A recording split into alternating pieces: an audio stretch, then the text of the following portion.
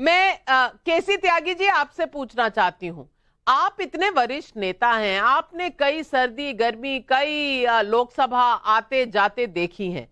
त्यागी जी मुझे ये बता दीजिए कि क्या विचारधारा सबकी एक समान है?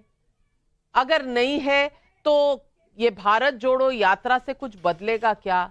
क्या विपक्षी दल एक प्लेटफॉर्म पर एक साथ हैं कि नहीं? क्योंकि अलग अलग राज्यों में अलग अलग तरीके की दिक्कतें हैं।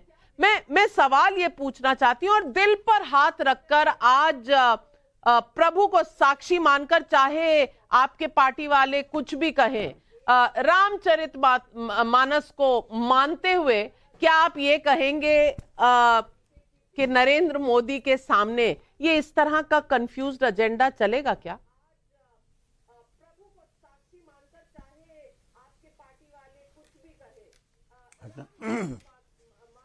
नविका जी, काफी व्याख्याएं तो आपने अपने प्रारिक संबोधन में कर दी हैं।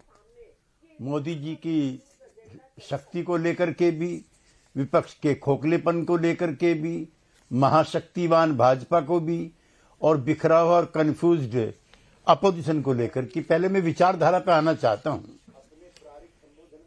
मैं जो मेरा 40, 45, 50 साल का अनुभव है, विचारधारा पर सब दल अपनी अपनी परिस्थितियों के हिसाब समझौते करते रहे। मेरा 40-45 साल का अनुभव जनसंघ और भाजपा के साथ का भी है।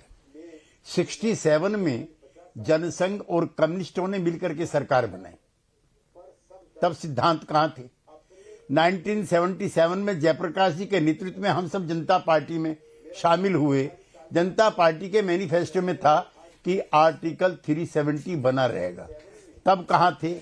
89 में जनता दल, जो हमारा दल है, उसको भारतीय जनता पार्टी ने बाहर से समर्थन दिया। क्या हमारी विचारधारा एक थी?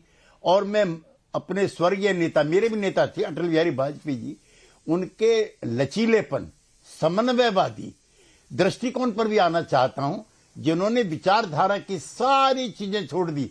आज मेरे मित्रों की पार्टी, पुराने मित्रों की पार्टी सभी दलों को गाली देती है।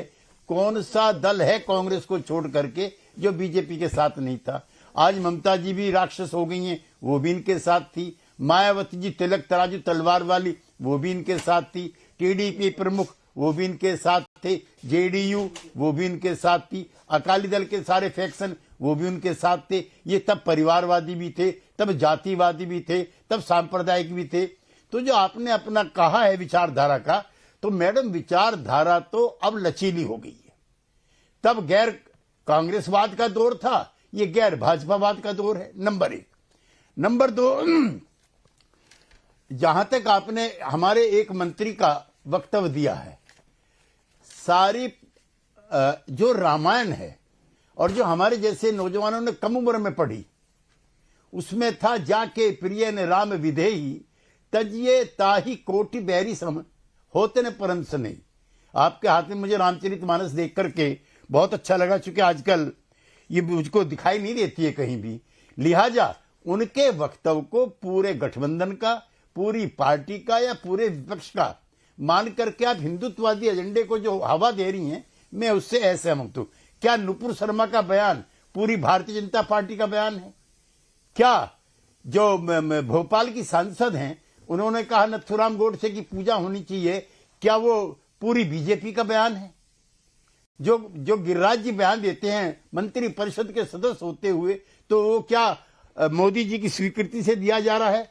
जैसा अब हमारे शिक्षा मंत्री के बयान को लेकर, आपने बहुत कुछ कह दिया, लेकिन आपने दिल पर हाथ रख के एक बात नहीं कही कि कैसे आप करेंगे मोदी जी का सामना, क्योंकि कंफ्यूजन अत्यंत है। और आप कह रहे हैं कि लचीलापन होना चाहिए। अरे लचीलापन रखिए, एंटी बीजेपी फ्रंट बनाइए, लेकिन एंटी बीजेपी में जो बाकी एंटी बीजेपी है उनको भी तो बुलाइए।